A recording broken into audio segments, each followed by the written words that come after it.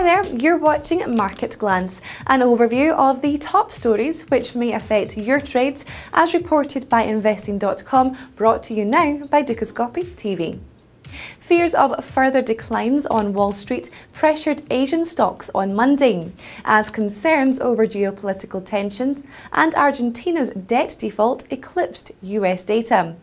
Japan's Nikkei average hit a one-week low before erasing losses to stand almost flat by midday. Friday's US job data provided little reason for the Fed to hurry in raising rates.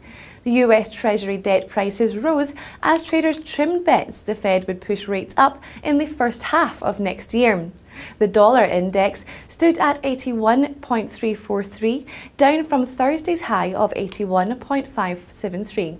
Elsewhere, oil prices were under pressure as oversupply in the Atlantic Basin and low demand outweighed worries over political tensions in the Middle East, North Africa and Ukraine. The euro pushed higher against the dollar on Friday after data showed that the US economy added fewer than expected jobs in July.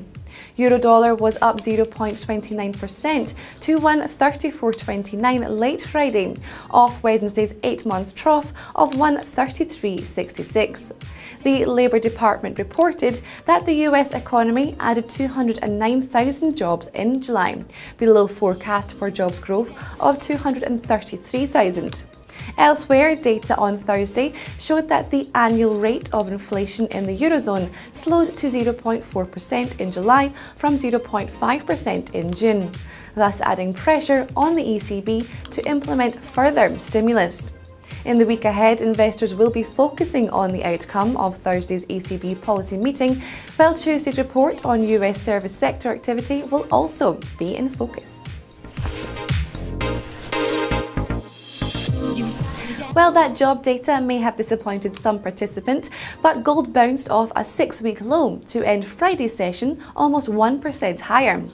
On the COMEX division of the New York Mercantile Exchange, gold for December delivery jumped 0.94% or $12 on Friday.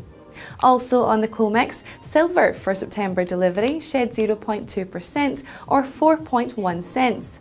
On the week, the September silver futures contract lost 1.26% or 26.0 cents, the third straight weekly decline. Elsewhere in metals trading, copper for September delivery declined 0.51% or 1.6 cents on Friday to end the week at $3.214 a pound by the close of trade. In the week ahead, investors will be focusing on the outcomes of a spate of central bank meetings. Stay with us for a rundown of which events you should be keeping an eye out for. So ahead of the coming week, Investing.com has compiled a list of these and other significant events likely to affect the markets. Australian markets reopen after Monday's holiday to release data on the trade balance, the difference in value between imports and exports. The RBA is to announce its benchmark interest rate and publish its monetary policy statement, so loonie dollar traders, stay tuned. China is also to publish the HSBC Services PMI. On Thursday, the ECB is to announce its benchmark interest rate. The announcement is to be followed by a press conference with President Mario Draghi. The Bank of England is also to announce its benchmark interest rate following its monthly rate review. And after a quiet week of data for the country, Japan is to release data on the current account on Friday. Meanwhile, the BOJ is to announce its benchmark interest rate and publish its rate statement. Well, that's all for another edition of Market Glance. The team will be back next Monday for more of the same. See you then.